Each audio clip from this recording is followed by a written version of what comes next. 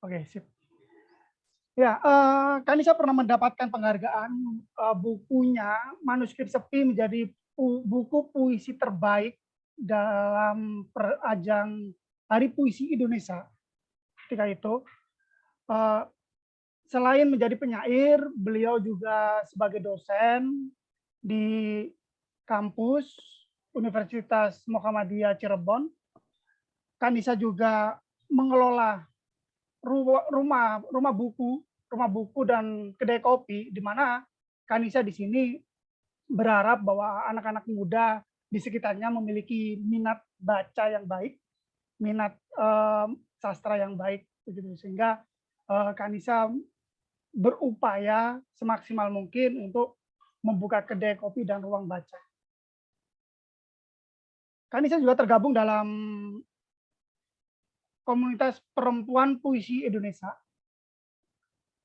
Ya tentu, ini adalah semacam, kumpulan para penyair perempuan yang ada di Indonesia, yang di mana seringkali kita lihat bahwa di tahun-tahun ini, bahkan tahun kemarin juga, bahwa di media, koran, seringkali didominasi oleh perempuan ya sekarang ya. Jadi sekarang udah banyak banget perempuan yang menulis, sehingga, tak heran lagi jika ketika kita di media melihat karya-karya perempuan. Itu sekelumit dari, Kak Nisa Nurganis. Eee, Pertama yang harus saya katakan kepada teman-teman adalah, bagaimana cara mendapatkan buku Kak Nisa yang berjudul Suara dari Pengungsian. Ini bisa langsung saja menghubungi di Instagram Langgam Pustaka Indonesia, ada. Kemudian di Shopee atau Tokped ada nggak Kak Nis? Ya, di Tokped atau Shopee atau ke Rumah Rengganis langsung juga bisa. Oke. Sedikit saya ingin menyampaikan bagaimana isi dari buku ini, bahwa saya ingin bercerita, suatu hari sekitar tahun 2016, ada 2 kawan cerpenis dan juga penyair sedang berkunjung ke rumah saya ketika itu. Kemudian mereka merebut nama Nisa Reganis, penyair perempuan asal Cirebon, yang sudah memiliki beberapa buku kumpulan puisi ketika itu. Dan beberapa kali tergabung dalam antologi puisi para penyair. Dan menyabet penghargaan, seperti yang saya katakan tadi, bahwa pernah bukunya pernah menjadi buku terbaik pada acara Hari Puisi Indonesia. Nah, ketika itu saya menjadi penasaran, waktu itu saya belum kenal, sama Kanisa Reganis.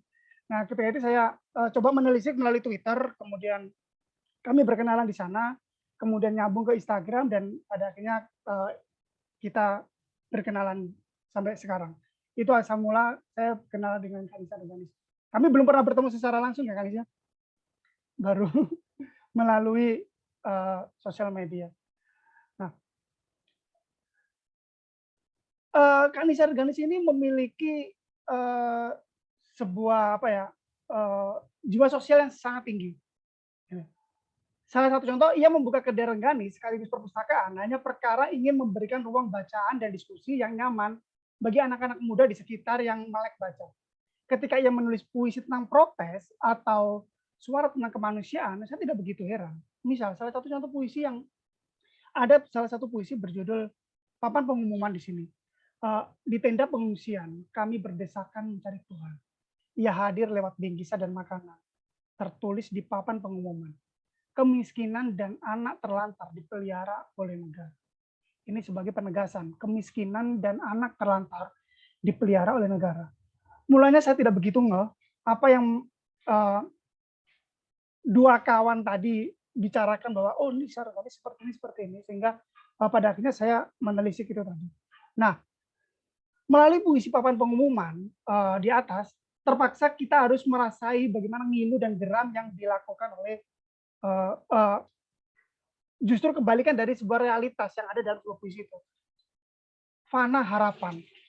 Mereka dalam kutip pemerintah di sini datang di saat bagaimana seseorang dengan mudah mengiblatkan cinta dan kebenaran hanya perkara kepentingan dan mengambil keuntungan. Melalui puisi di atas, kita tahu bagaimana wujud manusia yang bisa berubah sewaktu-waktu ketika memiliki ruang dan kedudukan. Kemiskinan yang mestinya terpelihara justru terabaikan. Tentu saja ini mestinya dipikirkan oleh pejabat negara. Bertolak belakang antara hal yang diramu dengan situasi realitas. Kita tarik lagi dalam puisi yang lain, bahwa cuplikan dari salah satu puisi yang berjudul Azali. Kita hanya sebutir debu, terbang menuju samudera, kepada langit yang maha luas. Sepertinya Nisa Reganis di sini mengajak kita tunduk dan tawaduk sebagai manusia yang lemah di mata Tuhan. Suatu hari, seorang prosais menganggap dirinya paling benar berbicara lantang bahwa apa yang ia lakukan bukanlah sebuah kesalahan, sehingga diagung-agungkan menjadi mentor penulis paling baik setelah melakukan sebuah tindakan yang mengejutkan. Ini kritik sebenarnya, di mana selama ini adalah keresahan saya, di mana dia mengirimkan sebuah karya atas nama dirinya, padahal karya itu adalah karya siswanya, gitu ya. Tentu barangkali di antara teman-teman juga udah pada tahu, itu adalah sebuah berita basi sebenarnya yang tersebar di media massa dan sempat ramai polemik sastra. Dan ia menganggap itu menjadi lumrah dan menganggap semakin ramai dibicarakan. Payahnya si penulis asli, si siswa ini justru malah bangga bahwa oh iya itu sebuah karya saya, dan nggak apa-apa diakui sebagai gurunya pun nggak apa-apa. Konyol itu. Sastra kita sedang tidak baik-baik sebenarnya. Sastra kita sedang tidak baik-baik saja, hanya perkara ulah mereka. Kebodohan macam apa yang ditularkan macam ini berita basi. Sama halnya berita korupsi di Indonesia yang diulang-ulang namun tidak ada pelaku yang merasa jera dengan hukuman yang diberikan. Ini tidak penting sebenarnya, dan tidak seharusnya dihubungkan dengan negara atau negara dengan sastra. Namun, bagaimanapun, kolerasi ini paling tepat karena sikap seperti ini sama-sama memalukan. Bagaimana sebuah negara menghadapi persoalan-persoalan yang memilukan sekaligus memalukan? Melalui kumpulan Nisa Reganis inilah, kita akan tahu bagaimana keresahan itu kerap muncul, mencekik, dan membuat kita gemetar. Salah satu contoh puisi yang lain, kematian hanya angka-angka di sidang paripurna. Slogan-slogan menyambut kemiskinan. Selamat datang, jangan lupa makan siang, negara butuh lapor. Saya rasa Nisa Regani sangat berani dalam mengungkapkan sebuah hal yang bagi dia itu harus dikatakan gitu. Harus disampaikan, kalau tidak akan menjadi, kalau orang Jawa mengatakan kalau nggak disampaikan akan menjadi bisul ya. Negara yang administratif dan normatif selalu membutuhkan data dan terlambat dalam penanganan. Persoalan kepedulian timbul tergantung bagaimana mengemas data-data yang akan dilaporkan demi martabat dan nama baik. Nah, ini sangat menarik sebenarnya. Dari puisi Nisa Reganis kita bisa menafsirkan berbagai hal, memiliki meta makna di dalam sebuah puisi, meskipun di dalam puisi Nisa Reganis kalau kalian baca cukup sederhana bahasanya, tapi dalam kesederhanaan itulah menjadi tidak sederhana sebenarnya. Ada makna lain di dalam kesederhanaan kalimat yang disampaikan oleh Nisa Reganis melalui sebuah puisi itu. Puisi yang ditulis Nisa Reganis ini sebuah perwakilan dari suara orang-orang yang terabaikan sebenarnya. Pemerintah yang baik adalah pemerintah yang memiliki upaya gerakan tanpa harus menunggu masyarakat menderita atau terenggut nyawanya terlebih dahulu. Sungguh sangat meresahkan. Nah, melalui puisi Nisa Reganis ini, tentu kita seperti dihadapkan sebuah berbagai persoalan yang di mana di situ bagi kita lumrah menjadi tidak lumrah setelah dibaca, setelah ditulis oleh Nisa Reganis. yang tadinya kita agak resah menjadi resah karena ada beberapa persoalan-persoalan yang disampaikan melalui sebuah puisi suara dari pengungsian itu. Misal bagaimana Nisa Rengganis berhadapan secara langsung dengan orang-orang Rohingya, para pengungsi Rohingya.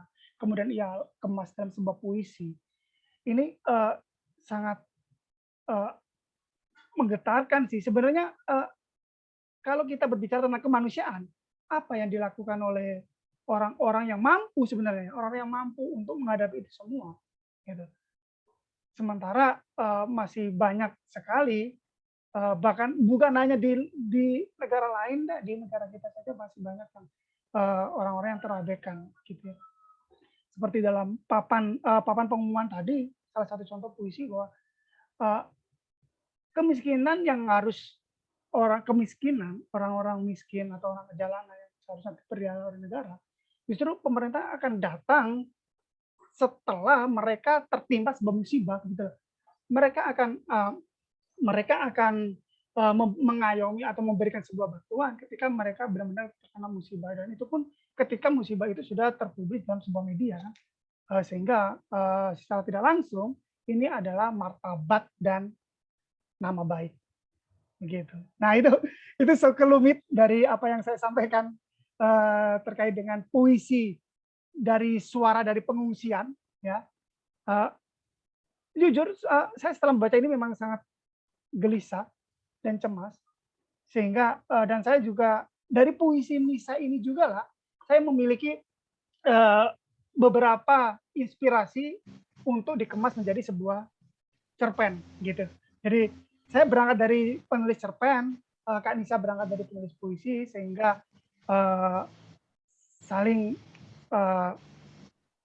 apa ya, simbiosis mutualisme lah di sini. Oke, begitu terkait dengan sedikit ulasan dari puisi. Di sini saya ingin bertanya nih sama Kak Nisa nih. Ada beberapa di antara ada beberapa pertanyaan-pertanyaan yang mungkin bisa dijawab oleh Kak Nisa, dan teman-teman nanti juga boleh melayangkan sebuah pertanyaan melalui chat box.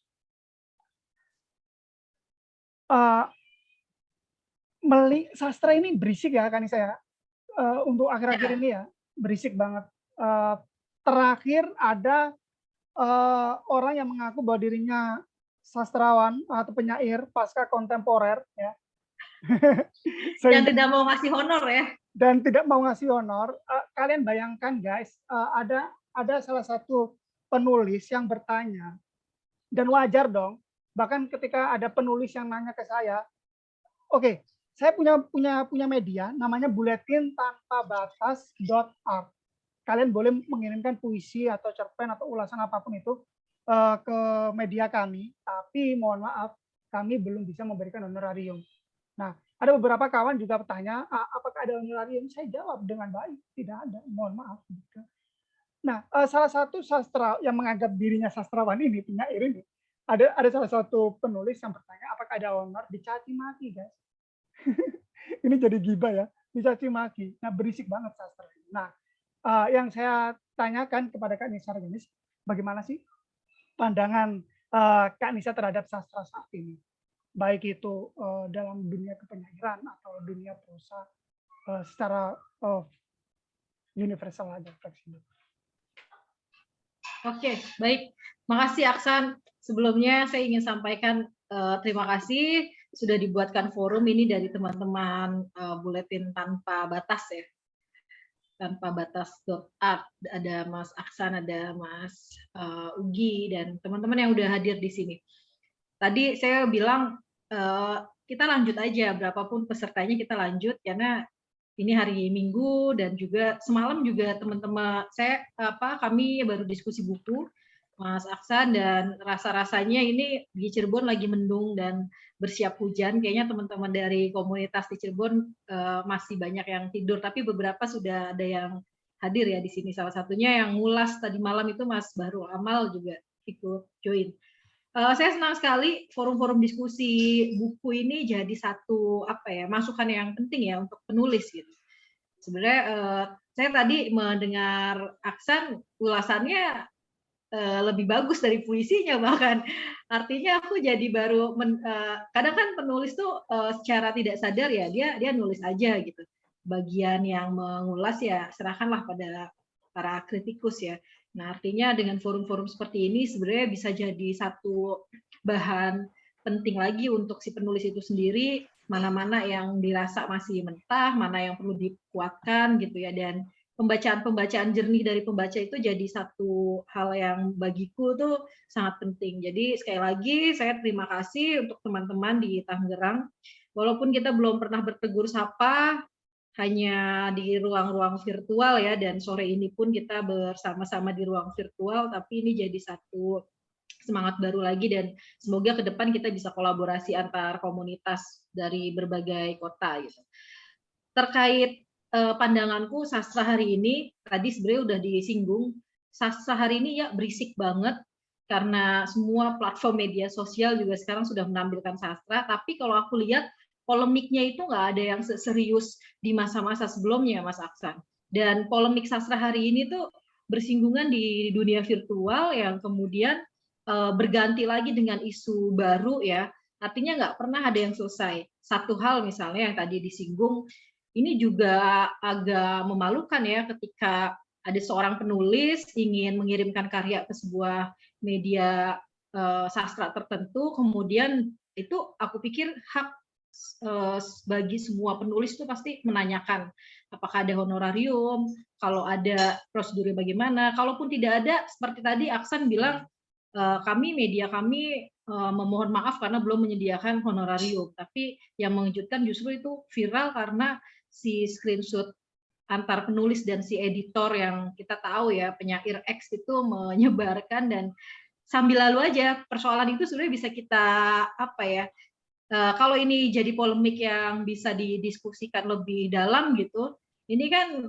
satu realitas yang sampai hari ini kita tahu siapa sih yang paling banyak memperjuangkan Pak Mustafa Ismail misalnya, yang paling getol ya untuk menyuarakan penulis itu jangan mau deh nulis di media yang nggak ada honornya, atau kalaupun nggak ada honornya dia harus jelas artinya si karya itu bisa disebarkan lagi ke media yang lain. Tapi kalau kita lihat persinggungan konflik kemarin itu selesai dengan hanya permintaan maaf, kemudian permintaan maaf pun menurutku tidak resmi ya, artinya hanya di-share di media sosialnya dan udah selesai. Dan kita pun beralih lagi ke persoalan-persoalan yang lain gitu. Jadi kalau sastra hari ini berisik banget, tapi juga keberisikan itu tidak mengganggu lebih lama gitu. Maksudnya kita tuh nggak pernah punya apa hal-hal persoalan-persoalan ini nggak pernah selesai dengan tuntas gitu. Dan banyak ya kalau mau menyontohkan beberapa kasus gitu, misalnya kayak beberapa teman-teman penulis merasa kecewa karena bukunya dicetak ulang oleh penerbit X yang tanpa diketahui oleh penulis itu sendiri dan dia tidak dapat royalti. Tapi kemudian selesai gitu aja. Artinya aku sih melihat sebenarnya kalau perkembangan sastra hari ini yang paling bisa menguatkan ekosistem sastra itu di komunitas-komunitas. Jadi aku apresiasi betul ya di tiap daerah hari ini muncul banyak geliat komunitas-komunitas sastra yang di sana juga mereka kemudian membuat satu gerakan sendiri, program, bahkan menerbitkan buku-buku dari para penulis-penulis di tiap daerah. Misalnya di Bali itu yang aku baru dengar kemarin karena ada kunjungan Purnama Sari itu di Bali lagi ramai geliat yang oleh teman-teman Mahima. Kemudian di Bandung misalnya ada teman-teman buruan. Ya semoga misalnya di Cirebon aku memulai dengan membuka ruang rumah Rengganis untuk teman-teman komunitas sastra di sini. Jadi perkembangan sastra sekarang tidak lagi bicara di pusat gitu, justru kekuatannya itu ada di daerah-daerah, Mas Aksan. Itu sih komentar sedikit mengenai keramaian jagat sastra hari ini ya. Iya memang buat kita sebagai penulis sendiri kan juga gelisah ya melihat hal itu. Bahkan sebelumnya juga yang seperti yang saya singgung tadi, mengirimkan sebuah media, mengirimkan sebuah karya dengan atas nama dirinya yang sudah terkenal, padahal itu adalah karya temannya, karya muridnya. Itu kan sebuah polemik juga sebenarnya. Sehingga menjadi sastra ini menjadi riuh dan pada akhirnya ramai sekali, banyak yang berkomentar atas hal itu. Kemudian ada yang membuat, bahkan ada yang membuat sebuah pelatihan menulis novel dalam 1 jam atau menulis puisi dalam 3 menit, itu juga dibahas semuanya ramai. Kalau nggak dibahas itu akan menjadi pembodohan bagi orang lain gitu kan. Tapi kalau dibiarkan, tenaga tenaga mereka, tenaga kita juga akan habis ngurusi hal seremeh itu gitu kan. Nah, sehingga selalu selalu saya katakan kepada teman-teman bahwa sastra kita berisik sekali sih. Kita dihadapkan dengan berbagai persoalan, baik itu plagiasi lah, apalah. Terakhir kan ada sebuah karya kawan yang diplagiasi oleh penulis Malaysia gitu. Nah, itu juga ramai, sempat ramai. Udah. Oke, terima kasih Kanisa atas tanggapannya itu tadi. Yang kedua, eh, kita kan melihat kondisi ya, kondisi seperti ini tuh rasanya menganggap bahwa gini, saya anggap bahwa Kanisa itu adalah seorang penyair perempuan yang satu di antara yang lain ya, bahwa sangat berani dalam mengungkapkan sebuah fakta begitu. Namun ada juga yang di mana di situ mencari aman gitu ya, antara mau mengungkapkan sebuah ketidakberesan nih di dalam ruang lingkup saat ini nih. Misal nih dalam puisinya Kak Nisa sendiri, suara dari pengungsian ini sangat berani sekali untuk menyampaikan hal ini atas ketidakbecusan sebuah pemerintah lah, atau mengungkap suatu polemik-polemik yang ada di sebuah negara atau ruang lingkup masyarakat sendiri lah, atau banyak sekali mungkin ya ada yang mencari aman, ada yang di mana di situ dengan bernas untuk menyampaikan dalam sebuah puisi, terutama apa yang disampaikan oleh Kak Nisa. Nah, tujuan sendiri dari Kak Nisa sendiri dalam menulis puisi ini apa sih? Nggak takut hukum, Kak? Apa ya? Aku pikir hari ini penyair harus ambil bagian dong. Iya. Ya, sederhana, Aksan. Sebenarnya ya ada beberapa teman yang mengomentari, mungkin karena buku puisi yang ketiga ini tematik ya, aku fokus di suara-suara pengungsian. Pengungsi secara fisik maupun secara psikologis, artinya mereka orang yang memang terungsikan karena korban perang, bencana, bahkan misalnya hal-hal konflik internal di batinnya gitu. Ketika misalnya di buku itu aku tulis melukis rumah atau perjalanan menuju rumah, itu adalah luka batin seorang yang merasa tidak di rumah di saat di rumah gitu. Artinya aku sih coba membaca teman-teman yang nongkrong ya di rumah Rengganis misalnya, banyak mereka tuh yang broken home atau menganggap tidak nyaman di rumahnya dan mereka mencari rumah lain yang mungkin bisa lebih meneduhkan, menghangatkan gitu ya. Jadi kalau aku pikir tadi Aksan bilang kok berani-beraninya sih Kak menyolek-nyolek, menyinggung negara atau nggak takut hukum gitu. Aku kira rekam jejak penyair yang melakukan menulis puisi-puisi dengan tema kritik sosial sudah dilakukan jauh lebih panjang ya. Bahkan kalau aku bisa bilang, aku sih tidak seberani Wiji Tukul atau Rendra misalnya, yang lebih lantang gitu.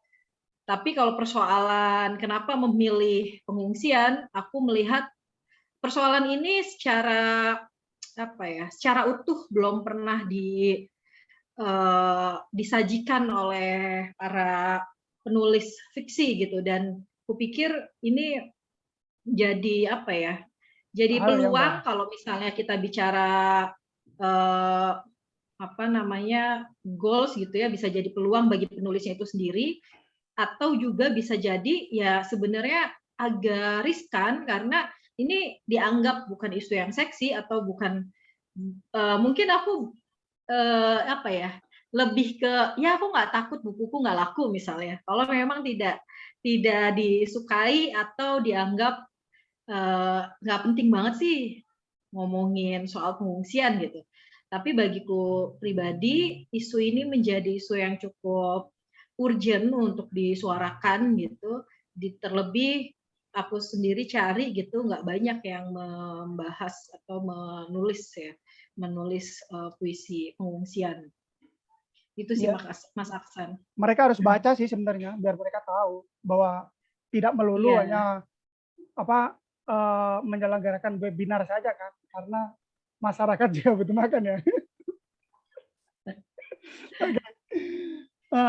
Baik, teman-teman, nanti kalian boleh bertanya melalui chat box terkait dengan bagaimana puisi ini atau terkait dengan penulisnya sendiri. Nanti akan saya bacakan dan akan dijawab oleh Kanisa Rengganis.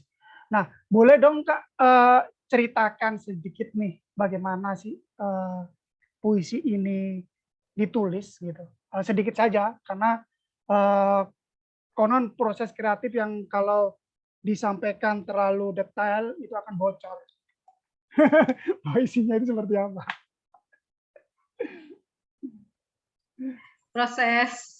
Proses kreatifnya ya. Puisi ini tuh dimulai dari 2012 sebenarnya, dan banyak artinya ada beberapa puisi yang sebenarnya sudah muncul di buku pertama maupun di buku kedua, tapi aku coba edit ulang, bongkar pasang, dan aku munculkan lagi di buku puisi ketiga karena aku pikir isunya tuh relevan gitu, ada benang merahnya dengan apa yang ingin aku sampaikan. Kalau proses kreatifnya kurang lebih mungkin 2 tahun ya. Dimulai dari 2019 merapihkan ulang karena kita tahu masa-masa pandemi ya, kita banyak waktu untuk me time lah, atau di WFH itu juga aku pikir sangat membantu. Aku jadi beresin naskah-naskah lagi, kemudian mulai nulis lagi, dan itu selesai di 2021 kemarin, Juli Agustus.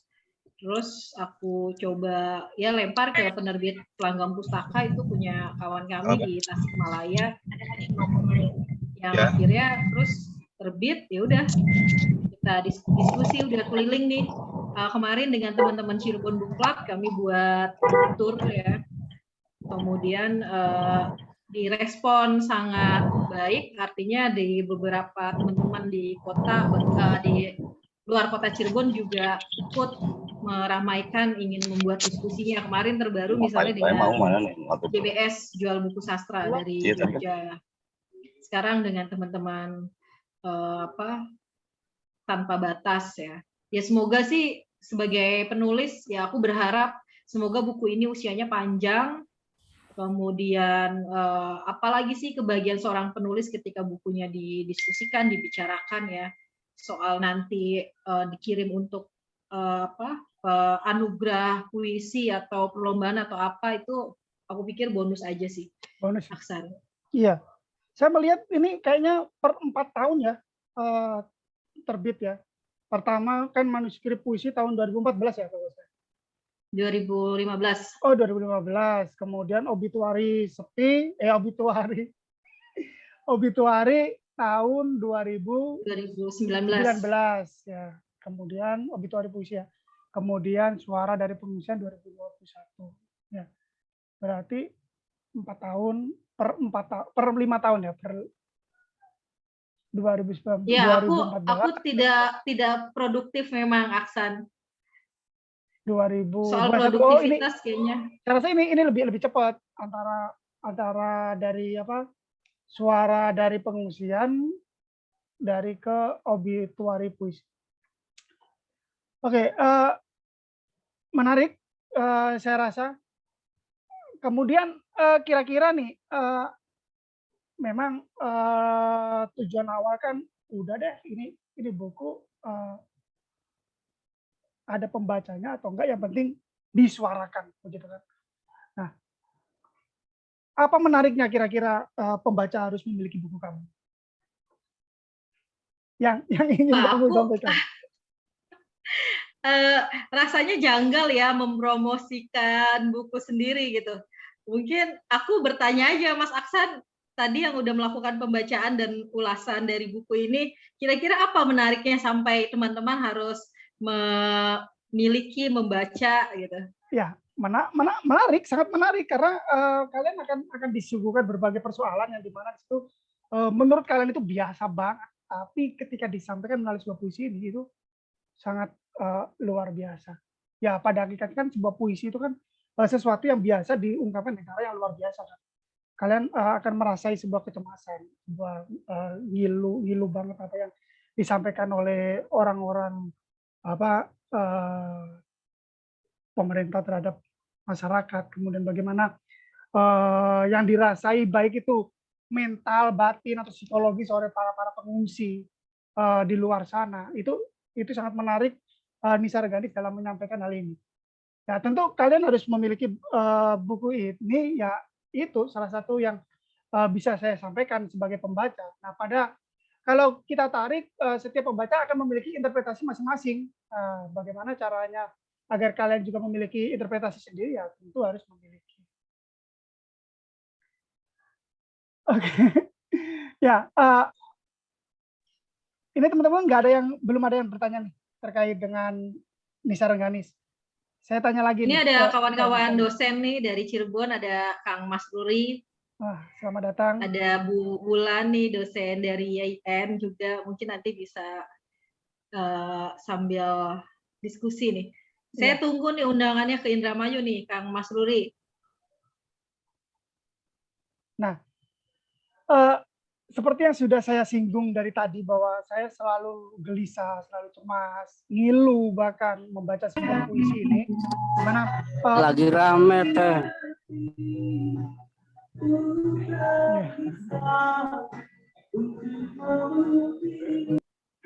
Ya, saya menganggap bahwa seperti apa yang pernah dikatakan oleh Kang Acep Zamzamner, ya saya mencoba untuk menspesifikkan bahwa sebuah puisi ketika dibaca, keberhasilan sebuah puisi kalau dibaca itu adalah kita merinding atau bulu kuduk kita berdiri gitu kan.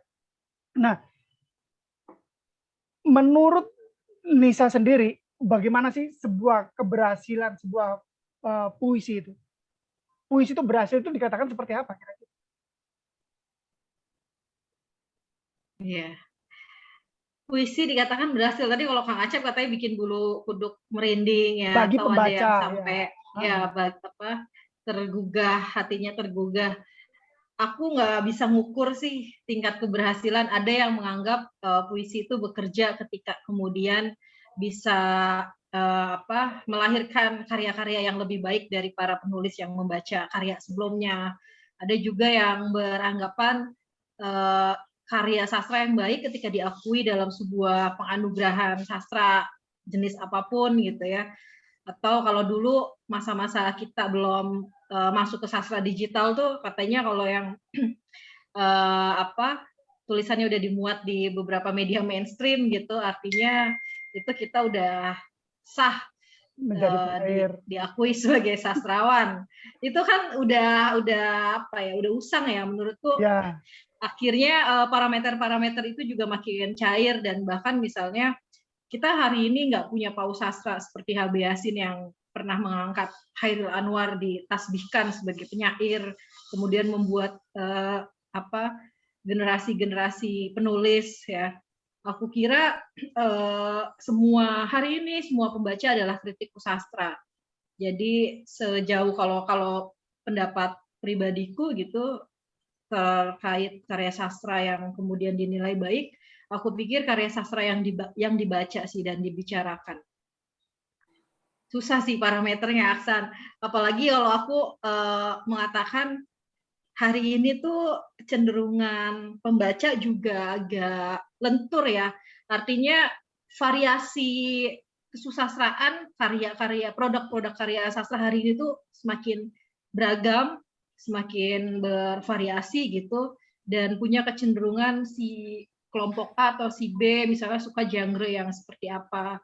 Dan bahkan misalnya se-ekstrim hari ini Afrizal Malna membuat sebuah festival puisi jelek gitu untuk melawan dominasi puisi-puisi yang dianggap bagus oleh para penyair-penyair mapan.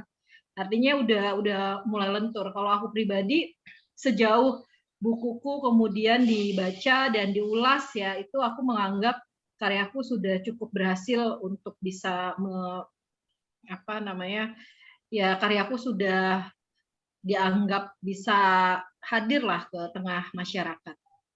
Diulas itu bisa baik, bisa buruk ya. Iya. Konon memang semakin diulas ya semakin dikenal gitu kan. Sebuah karya semakin banyak yang diulas semakin banyak dikenal. Nah, sejak kapan sih nulis? Sejak usia berapa? Dimulai kalau mungkin dari kecil ya. Dari aku punya apa namanya, ibuku tuh simpan puisi pertamaku waktu aku kelas 5 SD. Puisi judulnya Guru, yang kemudian puisi itu dikirimkan oleh guruku di zaman SD itu ke majalah Bobo. Tapi terus SMP juga aku suka dengan penuh sadar gitu, aku pasti ikut kelompok komunitas seni atau di teater maupun di film maupun di kesusastraan gitu, ketimbang misalnya memilih dulu ekskul baris berbaris misalnya.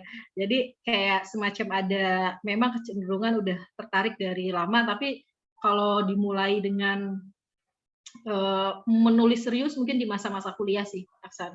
Waktu itu aku bergabung di komunitas teater di kampus, kemudian di situ kan kita jadi mulai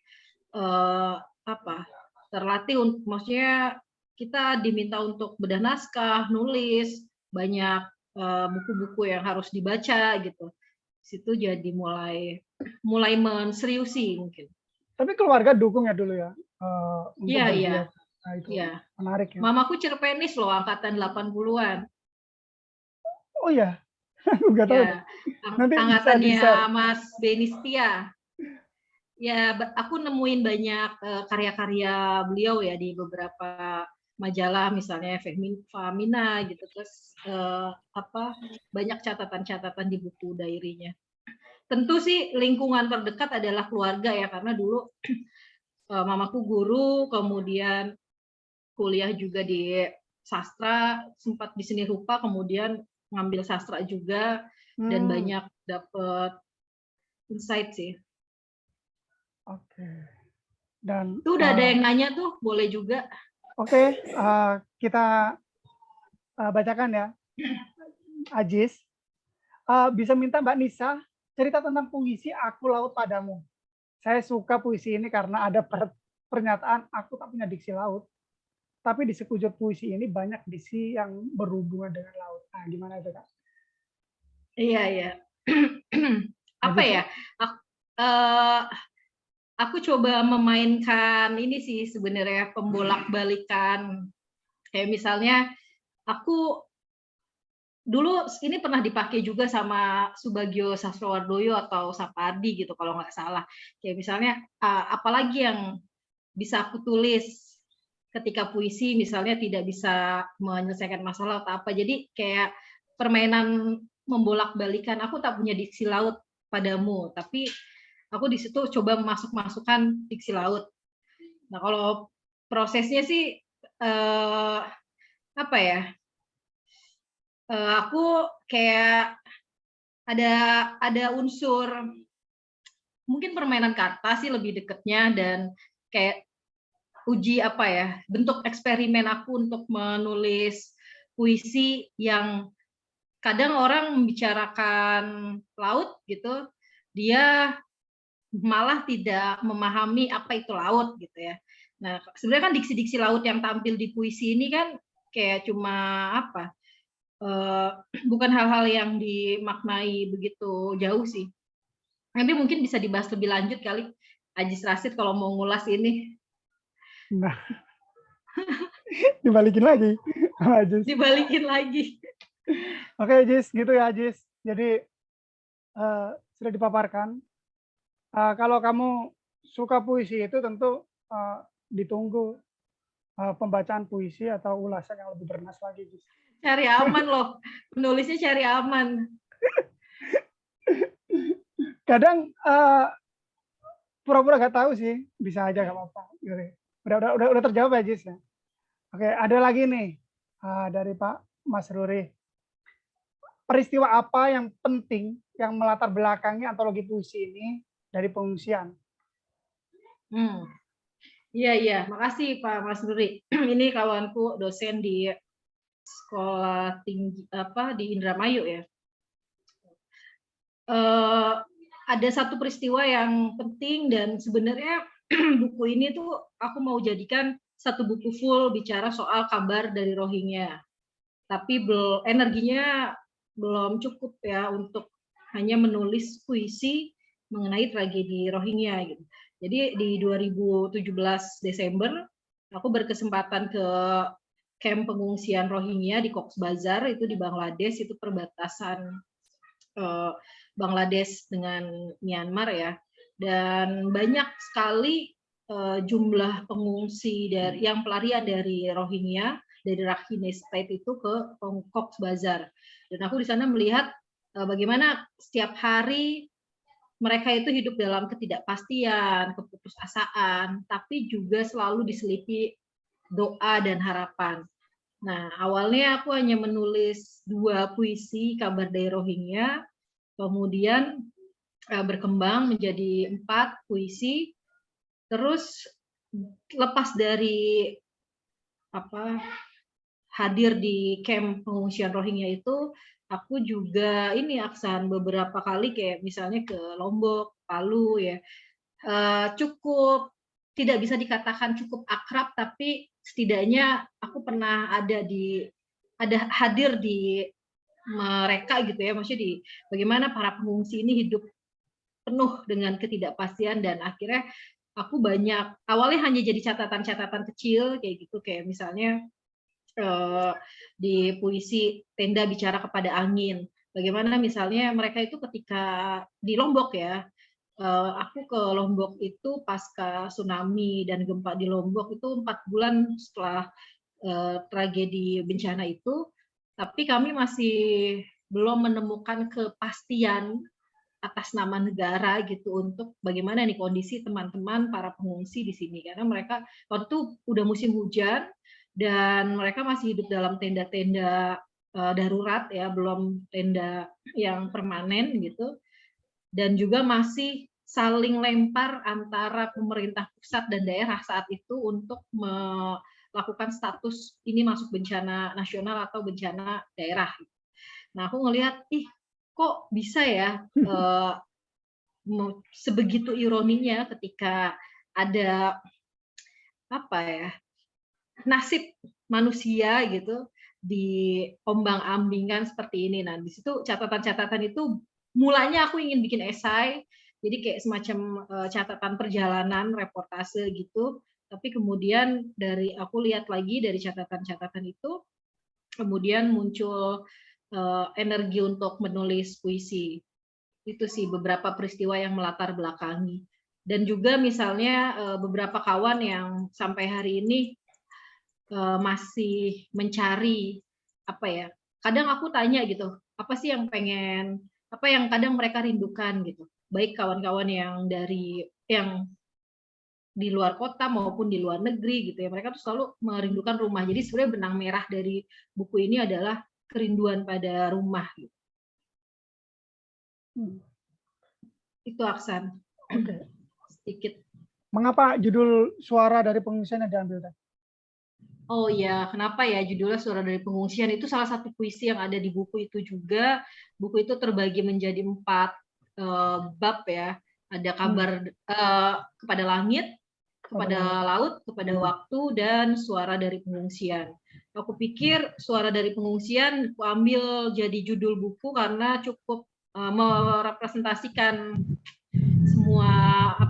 merepresentasikan beberapa puisi yang ada di sana gitu.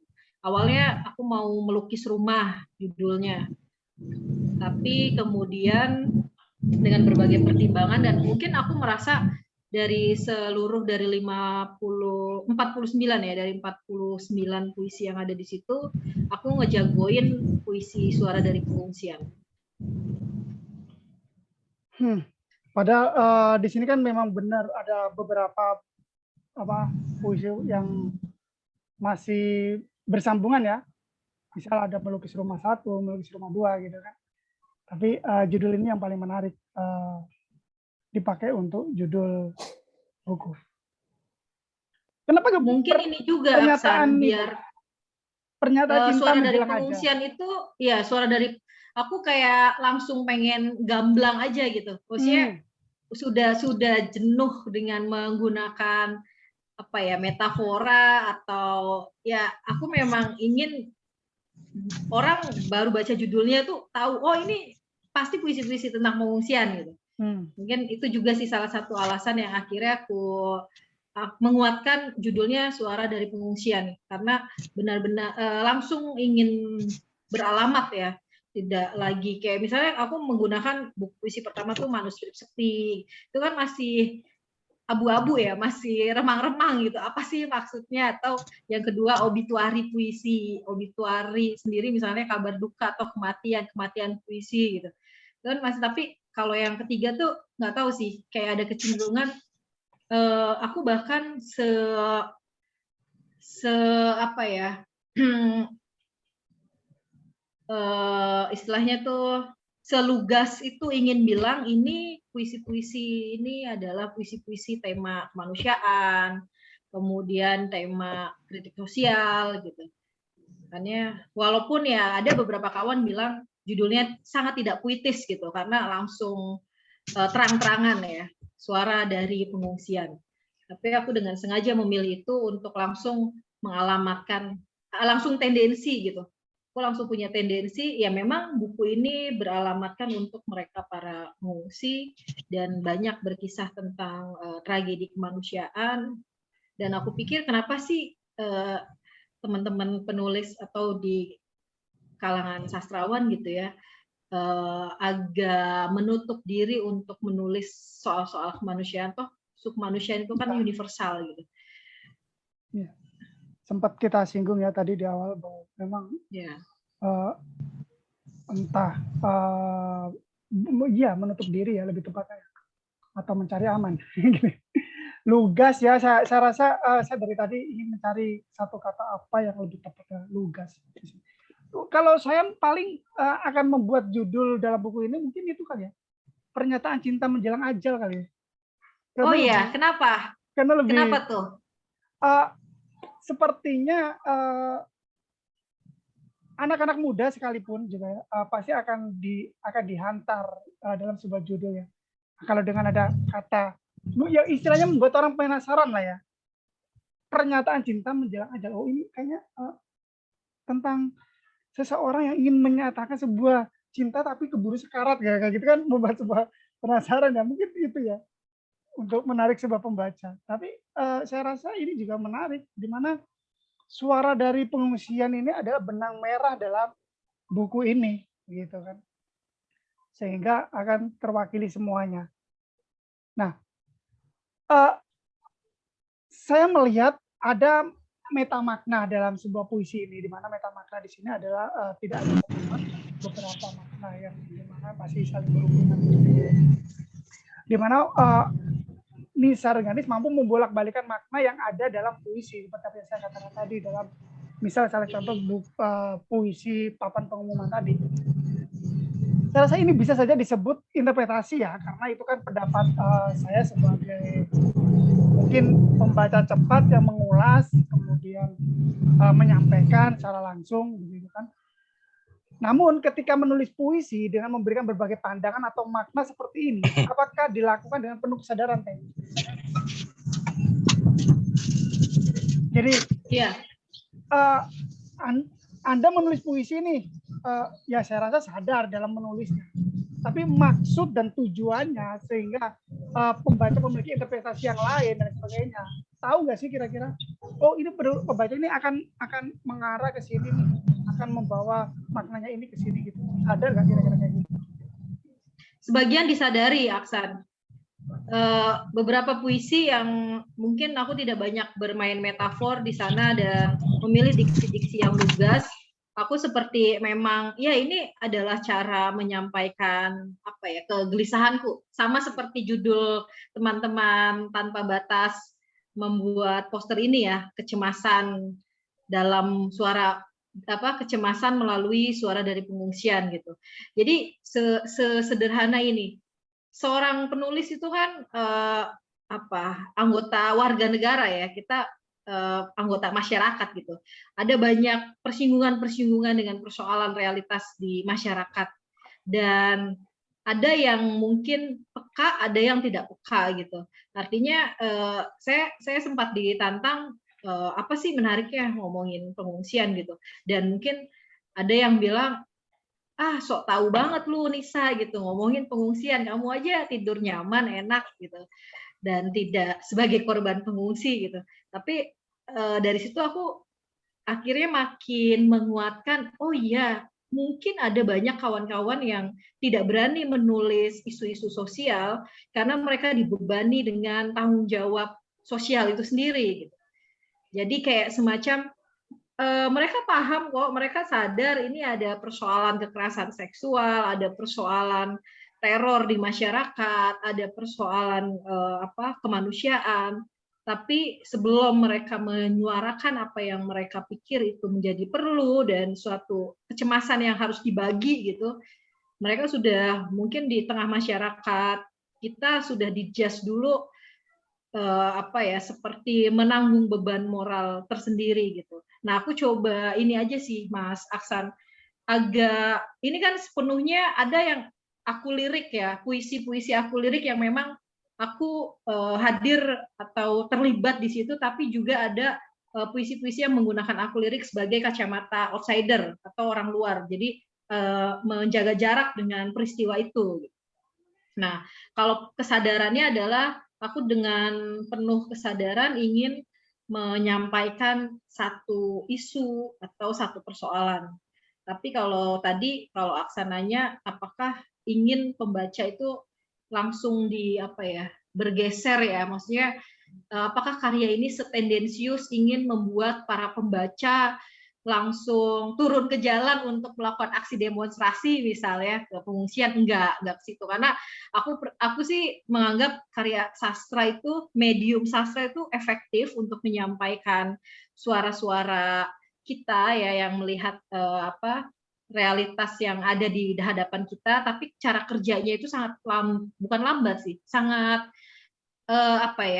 slow motion mungkin ya, pelan gitu. Jadi enggak yang kemudian puisi ini membuat pembacanya itu kemudian ingin teriak-teriak jargon we stand together with refugees atau kemudian turun ke jalan melakukan aksi sebagainya. Enggak ke situ juga sih. Kayak aku juga sebenarnya cukup hati-hati Mas Aksan, artinya agak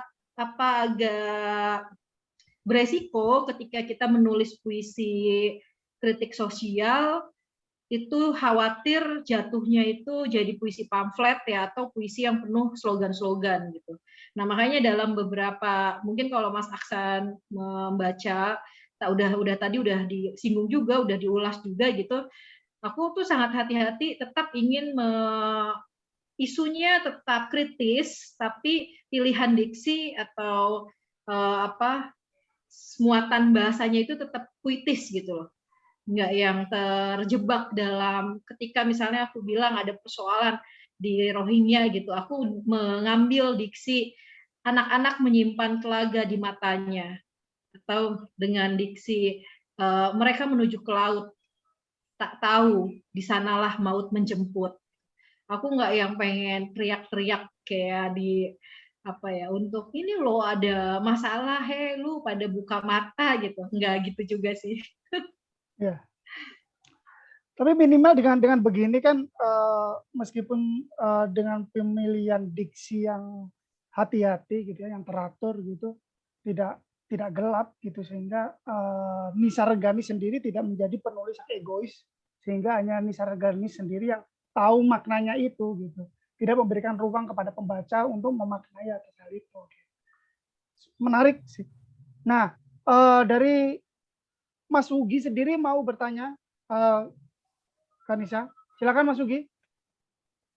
Oke, makasih banyak Mas Aksan dan Nisa. Aku sederhana ya melihat sebenarnya gini, aku lihat sering sekali lihat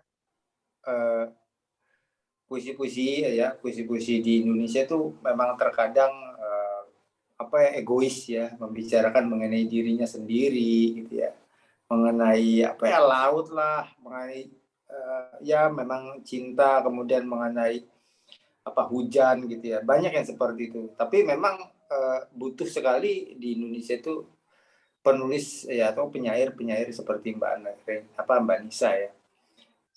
Yang aku baca ketika di awal ya, yang yang puisi pertama itu, aku melihat gini ya, sorry ya, bukan ke yang sekarang, keren banget ya ketika membicarakan mengenai Cirebon gitu ya. Jadi aku melihat itu Mbak Nisa tuh Cirebon banget, membicarakan mengenai Cirebon sekali. Meski aku nggak entah itu Mbak Nisa membicarakan orang lain, tapi aku melihatnya itu banyak diksi-diksi yang mengenai pesisir ya. Tapi aku nggak ngerti ya, nanti insya Allah aku baca yang mengenai yang ini ya, refugee ini. Tapi ya aku melihat bahwa kayaknya hampir senada dengan Black Lives Matter ya. Jadi Mbak Nisa itu kayaknya ingin membicarakan refugees lives matter. Kayak gitu ya aku melihatnya. Aku punya pertanyaan gini Mbak Nisa. Kira-kira penyair ya atau penulis yang paling membuat Mbak Tenisa ini menjadi terinfluence gitu. Kira-kira siapa ya? Dalam atau luar, Mas? Dua-duanya. Dua-duanya. Kalau di Indonesia aku suka, untuk penyair perempuan aku suka puisi-puisinya Mbak Dorothea Rosa Herlianti. Itu sederhana tapi dalam. Kalau untuk prosa ya aku Mbak Linda Kristanti sampai hari ini aku suka, dan mungkin itu memberi banyak keterpengaruhan bagaimana saat Mbak Linda menulis reportase jurnalistik menggunakan pendekatan sastra ya, kemudian dibukukan oleh Pantau, itu kalau nggak salah jurnalisme sastrawi. Karena itu aku konsumsi di masa-masa awal kuliah. Saat itu aku lagi tertarik di dunia jurnalistik, sok-sokan ikut-ikut reportase atau investigasian ala-ala kampus, tapi juga aku suka sastra gitu. Jadi kayak mengawinkan itu jauh sebelum istilah features sepopuler hari ini ya. Jadi menurutku ada satu penemuan yang kemudian dilakukan juga oleh Mas Seno Gumira Aji Dharma dalam trilogi insiden saat dia menulis catatan-catatan laporan di Timur Leste ya, kemudian dicerpenkan gitu. Itu banyak keterpengaruhan, lumayan banyak lah keterpengaruhan itu. Kemudian kalau di luar, aku suka karya-karya atau esai. Pertama aku menganggap kayaknya akhirnya aku memilih puisiku harus kritik sosial atau paling tidak menyoroti persoalan kemanusiaan ya, persoalan tragedi. Aku dipengaruhi oleh satu esai yang ditulis oleh Nizar Kabani, Fitri Busis. Di sana dia bilang gitu, justru di cara kerja penulis yang serius itu adalah adanya keterlibatan dengan persoalan-persoalan di masyarakat. Atau Arya Loya juga dulu pernah nulis Poetry as a Social Document kalau nggak salah. Dia bilang monumen penanda Jadi dia ingin bilang justru beban moral para penulis itu adalah ketika dia tidak bisa menangkap peristiwa-peristiwa yang harusnya disuarakan. Mungkin itu banyak mempengaruhi, dan beberapa karya luar mungkin aku suka. Kalau penyair Sylvia Plath aku suka puisi-puisinya, dan mungkin kalau untuk melihat ada persoalan menyuarakan keberpihakan, aku jagoin karya-karyanya Mbak Nadine Gordimer, bagaimana Nadine Gordimer membaca Afrika Selatan lewat karya-karyanya. Kemudian Harper Lee juga bicara ngomongi rasial di saat itu lewat To Kill a Mockingbird ya. Terus ada satu puisi yang ini menginspirasiku juga akhirnya memantapkan, oke deh nggak apa-apa walaupun ini nggak seksi, dan mungkin sebenarnya kan perkaranya ya kalau buku ini nggak laku ya udahlah nggak apa-apa gitu kan.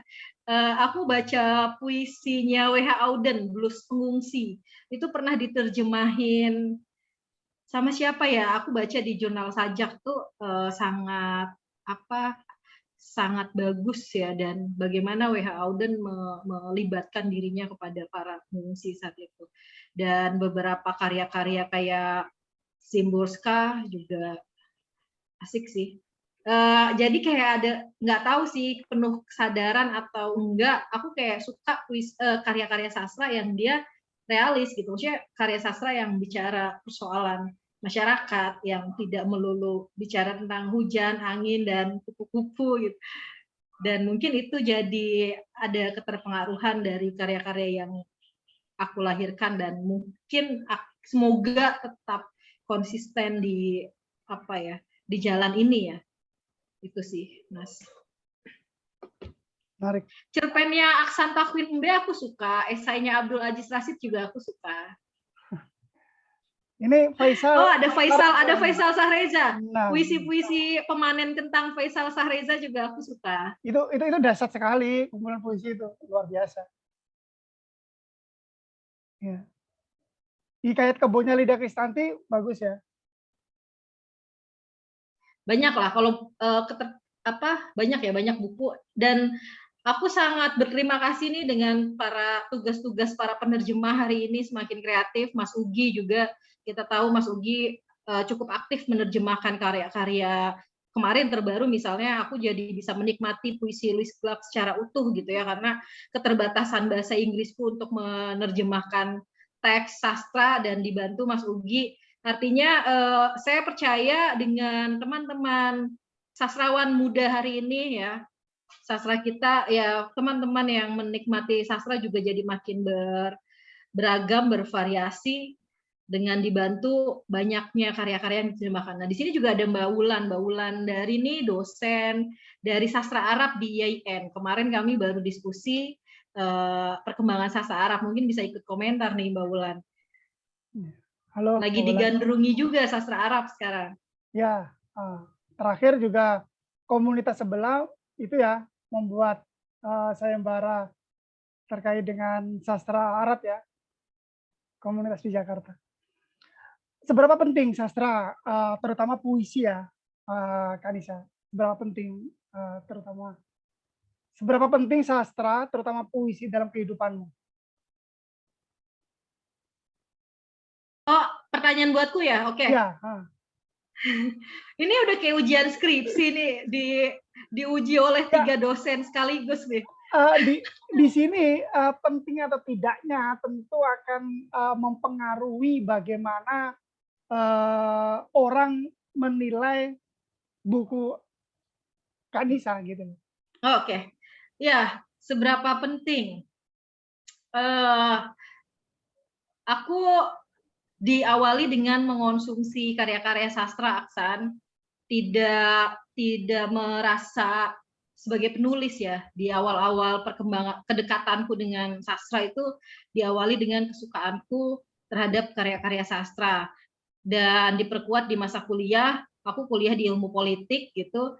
Justru aku merasa banyak perspektif politik yang dicitrakan ya, yang dihadirkan oleh para sastrawan melalui novel-novelnya, cerpennya maupun esainya.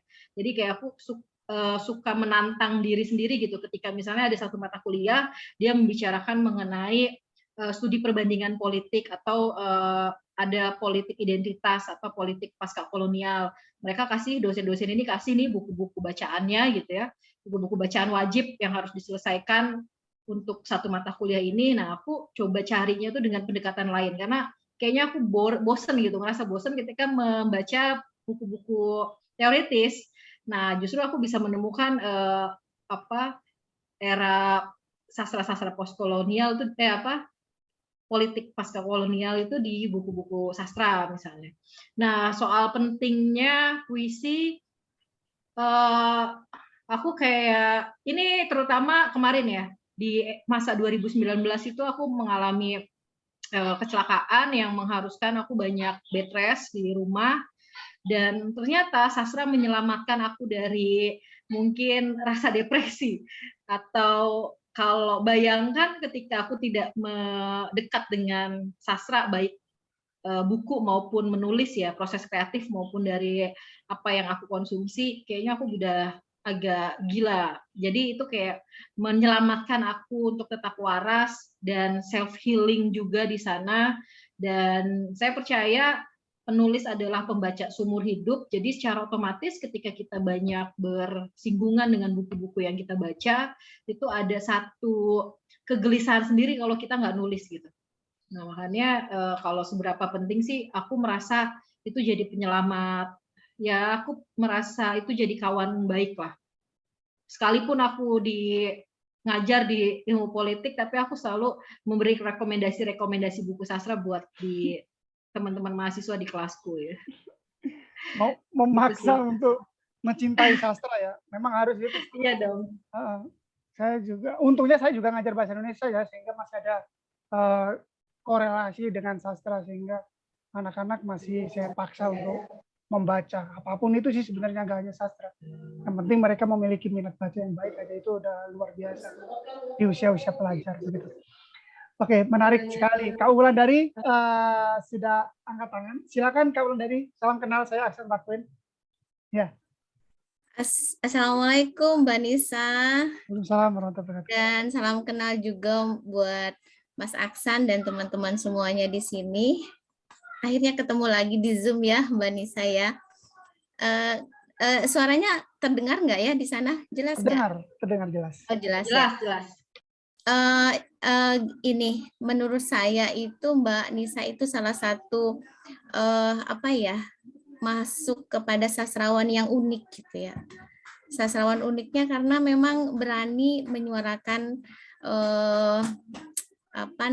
kegelisahan sosial. Tidak banyak seorang penyair yang justru berani gitu ya. Itu yang sangat saya apresiasi sekali. Apalagi banyak sekarang itu penyair-penyair itu justru lebih kepada komersil gitu ya. Jadi membuat tema-tema yang justru memang lagi hit kayak gitu. Nah, sedangkan kegelisahan-kegelisahan sosial yang ada di sekitar kita, di sekitar masyarakat tuh kadang kurang tersuarakan. Padahal hal itu kan penting ya, bagaimana kita bisa menyuarakan apa yang terjadi di sekitar kita, di lingkungan kita. Nah, kadang kalau melihat buku dari Suara dari Pengungsian ini, saya pun misalnya pas awal melihat ini kayak bukan kumpulan puisi ya, saya pikir isinya itu nanti ada semacam kayak novel gitu, cerpen atau peristiwa kejadian apa. Ternyata isinya adalah kumpulan beberapa puisi yang menyuarakan tentang pengungsian gitu ya Mbak ya. Jadi ketika kita misalnya mau membuat puisi, misalnya saya kutip puisinya Mbak Nisa yang dari sini sebentar. Di saat doa-doa diterbangkan, mimpi-mimpi dilayarkan, kami hidup berimpitan di antara puisi dan slogan-slogan. Itu kan kata-katanya sangat dalam ya. Maksudnya kata-kata yang memang secara eksplisit mungkin tidak bisa dijelaskan maknanya, tapi bisa dirasakan gitu. Nah, bagaimana Mbak Nisa memilih diksi-diksi kata tersebut sehingga mendapatkan misalnya kata-kata tadi mimpi-mimpi dilayarkan, doa-doa diterbangkan, itu bagaimana gitu Mbak proses pemilihan diksi kata sehingga bisa melahirkan sebuah makna yang menurut saya sangat mendalam gitu.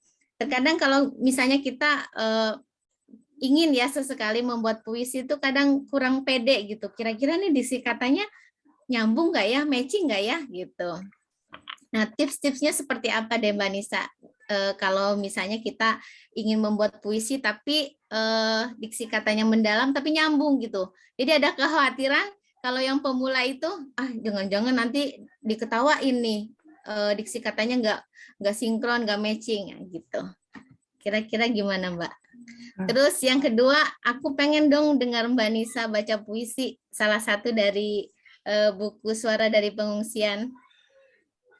Oke, Kak Wulan. Terima kasih. Ya, sama-sama. Oke, begitu Kak Nisa. Pertama adalah bagaimana Kak Nisa untuk meraih sebuah diksi-diksi dalam sebuah pengemasan sebuah puisi sehingga bisa dibaca sangat menarik, tidak hanya dibacanya tapi masuk pada rasa si pembaca juga. Dan yang kedua nanti membaca sebuah puisi itu wajib sih sebenarnya sebelum ditutup mutlak. Baca puisi terakhiran aja ya. Ya, nanti dulu. Iya, makasih Mbak Wulan, senang sekali bisa ikut bergabung ya. Turun dari langit kali ya inspirasinya, Mbak. Nah, ini aku paling susah adalah diajukan pertanyaan apa itu puisi, kemudian bagaimana menulis puisi yang baik ya. Dan itu selalu hadir di setiap forum atau kelas-kelas menulis gitu ya. Kalau aku gini Mbak, kita harus sabar dalam menulis apa yang kita tulis gitu ya. Artinya selalu ada proses pembacaan, kita simpan lagi, kemudian kita buka lagi. Aku coba berlatih itu dari mulai di buku puisi yang pertama gitu. Jadi ketergesa-gesaan atau keterburu-buruan ini akhirnya membuat apa yang kita tulis itu kadang tidak jernih. Misalnya ketika saya datang ke Rohingya gitu, saya melihat ada satu amarah, ada satu duka yang dalam gitu. Tapi saya coba untuk menjaga jarak dulu. Saya hanya membuat catatan yang saya kira itu adalah coretan yang belum selesai gitu. Karena ketika kita langsung menulis di saat dekat dengan peristiwa itu, emosional kita tuh jauh lebih besar. Artinya ada peran emosional itu akhirnya membuat kita jadi, aku sendiri ya tidak bisa memilih kata-kata yang jernih gitu. Jadi proses penjagaan jarak dengan si karya itu sendiri juga jadi penting. Kemudian cara berlatih lainnya misalnya kita jangan bosan untuk bongkar pasang dari setiap yang kita tulis gitu. Mungkin setiap penulis punya ininya sendiri ya, dapur kreatifnya masing-masing gitu. Dengan tadi misalnya Mbak Wulan gimana sih caranya Mbak dapat diksi itu, inspirasinya dari mana? Ada yang penulis metodenya adalah dia harus jatuh cinta atau patah hati berkali-kali untuk bisa menulis satu puisi cinta misalnya. Ada yang pakai metode dia nggak bisa diganggu nih, harus mengungsi ke atas gunung atau lari dari kerumunan gitu ya. Banyak cara sih. Kalau aku sendiri justru aku pakai metode jalan-jalan Mbak. Jadi aku percaya dengan banyaknya aku jalan ketemu orang gitu ya, ngobrol, justru dari sana kita banyak melahirkan inspirasi baru gitu. Nanti kalau detailnya mungkin kita ini aja Mbak. Nanti Rumah Rengganis buka ini deh, program kelas menulis puisi deh. Detailnya nanti bisa kita bicarakan lebih lanjut, tapi paling tidak aku untuk menjaga diksi misalnya tadi yang dicontohkan Mbak Wulan gitu ya, di saat doa-doa diterbangkan, mimpi-mimpi dilayarkan, kami hidup berimpitan di antara puisi dan slogan-slogan. Ini bisa jadi tidak asik ya ketika aku terlalu menggebu-gebu atau terlalu marah-marah dalam puisi ini gitu. Tapi cukup kemarahanku dibungkus dengan kesedihan, kami hidup berimpitan di antara puisi dan slogan-slogan. Kenapa memilih di antara puisi dan slogan-slogan? Karena di sanalah harapan dan keputusasaan itu saling terpaut ya. Bagaimana ketika seseorang menulis kecemasan lewat puisi, dan barangkali si penulis itu berharap puisinya akan bisa terdengar atau mengetuk hati nurani, tapi selalu ditutup atau selalu dialihkan dengan slogan-slogan yang kita tahu misalnya ini upaya untuk menyindir sebenarnya, menyinggung negara. Jadi di beberapa puisi ini memang aku coba memainkan persinggungan antara masyarakat dengan negara. Dan tadi yang dibacakan oleh Mas Aksan misalnya papan pengumuman atau laporan puisi atas nama negara gitu. Jadi aku kayak ada satu kekecewaan terhadap negara dalam melihat kondisi pengungsian hari ini. Dan ada kesedihan mendalam ketika aku melihat ada harapan-harapan atau suara-suara pengungsi yang sebagai suara kaum marginal ya yang tidak bisa lugas untuk disuarakan, atau misalnya kayak kalau Gayatri Spivak bilang kaum marginal itu selalu menjadi subaltern speak gitu. Jadi bagaimana misalnya aku coba mengambil peran sih untuk menyuarakan apa sih yang sebenarnya mereka ingin suarakan. Dan benang merah dari semua puisi ini adalah kerinduan terhadap rumah. Itu sih Mbak Wulan. Kalau soal pemilihan diksi, ya aku juga terus berlatih dan masih selalu merasa belum penulis yang baik ya. Artinya ya aku terus berlatih. Mungkin itu, Aksan. Ya, oke. Terima kasih. Sangat menarik sekali ya. Tentu di situ juga diselip-selipkan bagaimana proses kreatif Nisa ya, Kak Nisa ya, Mbak Wulan ya. Puisi yang paling kamu sukai di dalam buku ini, judulnya apa, Kak Nisa? Puisi yang paling aku sukai. Yang paling menurut kamu paling menarik, paling suka banget nih dalam puisi ini. Tapi nggak bisa dijadikan judul gitu. Tapi nggak bisa dijadikan judul sampul, tapi suka. Aku suka melukis rumah. Melukis rumah 1, melukis rumah 2. Ini sih agak aku merasa ini ada beberapa puisi-puisi baru yang tahun 2021 tuh aku coba bereksperimen dalam daya ungkap gitu. Kalau misalnya kalau bahasanya si Zulkifli Songyanan tuh di beberapa puisi Teknisa itu terlihat marah-marahnya atau terlihat apa ya, seperti kayak mengibarkan spanduk gitu atau orasi lah. Dia menggunakan istilah beberapa puisinya Teknisa itu ada yang seperti orang orasi, tapi ada beberapa justru puisi-puisi yang santai yang itu kayak celetukan-celetukan. Aku suka yang melukis rumah ini sebenarnya tidak hanya untuk para pengungsi tapi juga untuk mereka orang-orang yang rindu kampung halaman dan merasa asing ya di kampung halamannya. Nanti aku bacain deh yang melukis rumah. Ini aku dihujat sama Faisal Sareza nih. Semua puisi lah kata. Ya iya, maksud saya semua puisi pasti suka dan terbaik yang disuka dan paling yang disuka gitu loh. Maksud saya kacau nih Faisal. Oke, ini udah agak larut nih. Pertanyaan terakhir deh. Ini kayaknya Faisal harus tanya sih. Karena Faisal hanya melalui chatbox saja. Silakan Faisal Sareza. Lanjut, aku sambil babysitter sama anak biasa. Lanjut dari tadi asik. Oke. Kanisa, apa harapan Makasih ya kamu? Isal ya. Ini sama-sama. Sareza ini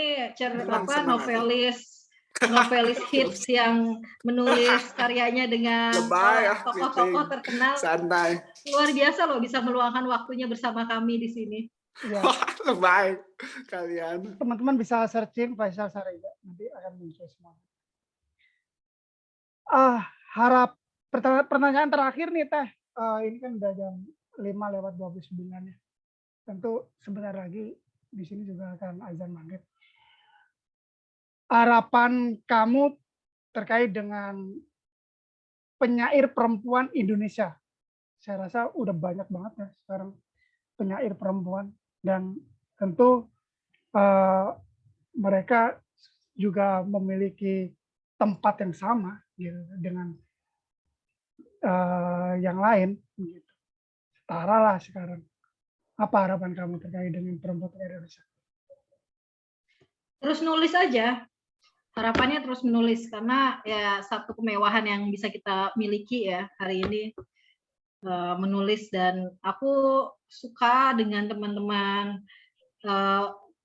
penulis perempuan yang membuat klub-klub ya, baik klub menulis, klub membaca, klub gerakan gitu. Maksudnya mereka bekerja sama, berkolaborasi gitu. Itu jadi satu ini sih, satu inspirasi baru buat teman-teman lain yang mungkin banyak yang masih kerja sendirian.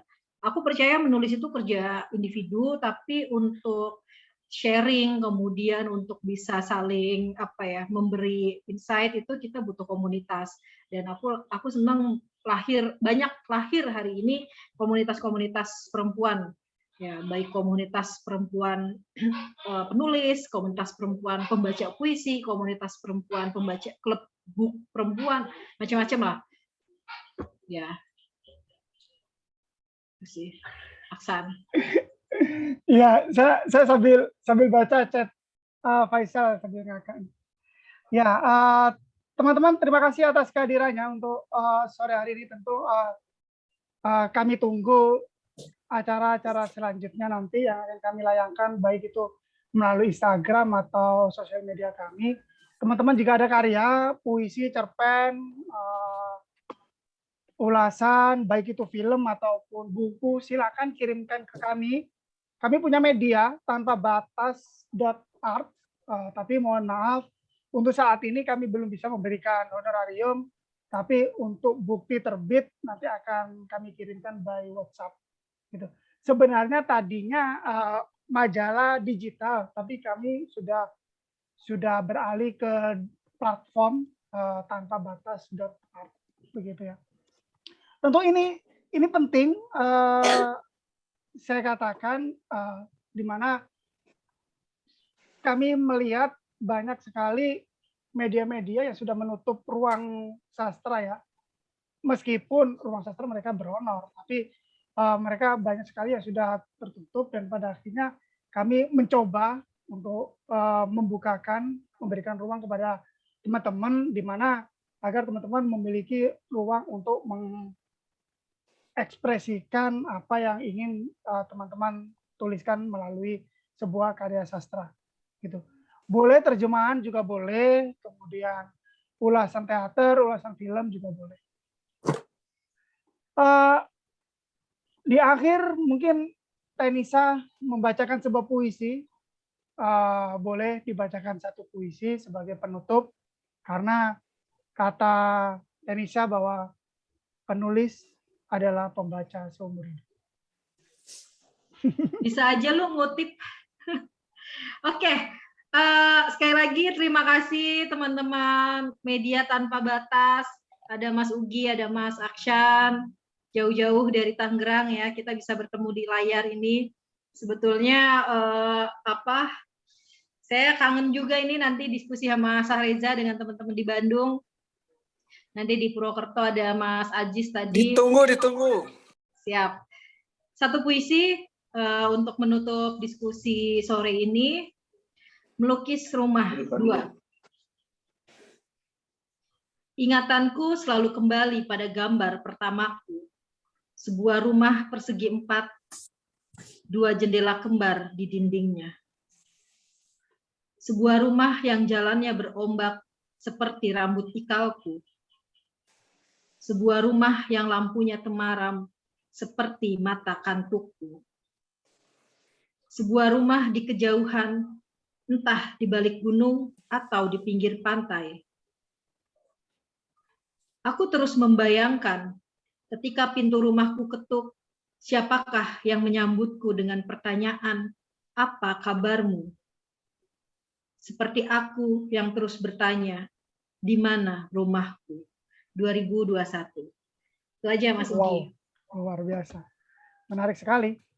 Oke teman-teman, saya ingatkan kembali, bagi teman-teman yang belum memiliki buku suara dari pengungsian, kalian bisa mendapatkan melalui penjualan online, baik itu di Instagram, penerbit Langgam Pustaka, atau langsung menghubungi secara langsung ke penulisnya juga bisa. Nanti bisa minta tanda tangan atau kalimat-kalimat doa-doa yang agar diterbangkan menembus langit. Gitu ya. Oke, terima kasih atas kedatangan teman-teman. Saya tunggu di acara-acara selanjutnya. Mohon maaf jika ada salah kata. Terima kasih Tenisa, Mugi, teman-teman semua. Sama-sama Aksan. Faisal, semuanya. Semoga Keren, senantiasa keren. sehat selalu. Sekali lagi saya tunggu karya-karya kalian melalui platform digital kami. Saya akhiri, wassalamualaikum warahmatullahi wabarakatuh. Sehat semua. Waalaikumsalam. Waalaikumsalam. Jangan lupa Terima itu. kasih, Mbak Nisa. Foto. Oh iya, Oke. foto. Dokumentasi. Oke, dokumentasi. Teman-teman bisa menyalakan kamera untuk dokumentasi. Baik ya. 1, Sahreza gondrong. 2, 3. Mau sekali lagi? Oke. Oke, 1, 2, 3. Oke. Baik. Terima kasih banyak. Sehat, Sal. Sama, sehat juga ya kalian ya. Ya. Oke, bye semuanya.